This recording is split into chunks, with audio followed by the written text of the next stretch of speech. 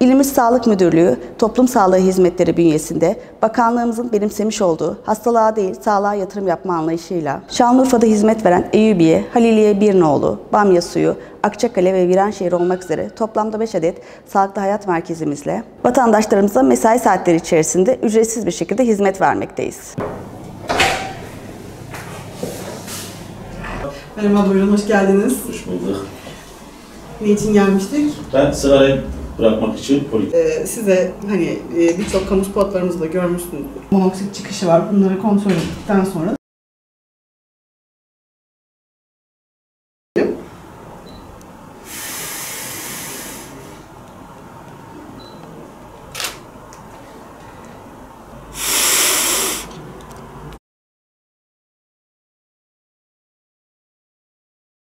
Ben Muharrem Öncül, 50 yaşındayım. Yaklaşık olarak 35 yıldır aktif sigara kullanıcısıyım. Uzun süredir sigarayı bırakmak istiyordum. Ancak buna cesaret edemiyordum. Ara ara da denemelerim oldu. Ancak başarısız oldum. Sağlık Müdürlüğü'nün Sağlıklı Hayat Merkezi'nde sigara bırakma polikliniği olduğunu duydum. Oraya sigarayı bırakmak için o polikliniğe başvurdum. Orada bulunan sigara bırakma polikliniğine bulunan doktor arkadaşlarla görüşmeler gerçekleştirdik. Bunun üzerine bana uygun bir sigara bırakma planı hazırlandı ve sürecin de takip edilerek ilaç yazıldı. Bu ilaçla birlikte ben sigarayı ilaç kullanarak yaklaşık olarak 6 aydır sigarayı bıraktım. Sigarayı bıraktıktan sonra da daha önce yürümede zorluklar çekiyordum. Merdiven çıkmada zorlanıyordum. Öksürüyordum. Özellikle bıraktıktan sonra bu tür şikayetler geriledi. Hatta bitme noktasına geldi. Gerçekten daha rahat nefes almaya başladım. Yürümelerim daha düzenli olmaya başladı. Merdivenler çıkarken çok daha rahat çıkabiliyorum. Ve sigarayı bıraktıktan sonra özellikle çevremdeki arkadaşlara da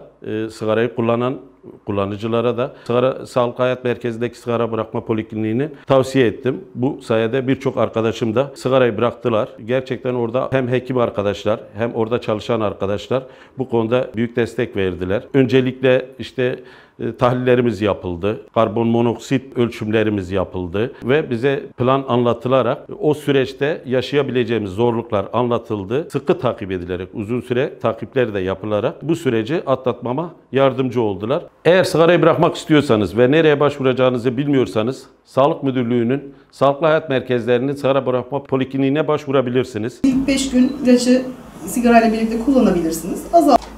İlacımız bu. Sağlık Bakanlığımızın ücretsiz olarak temin ettiği sigara bırakma ilacımız.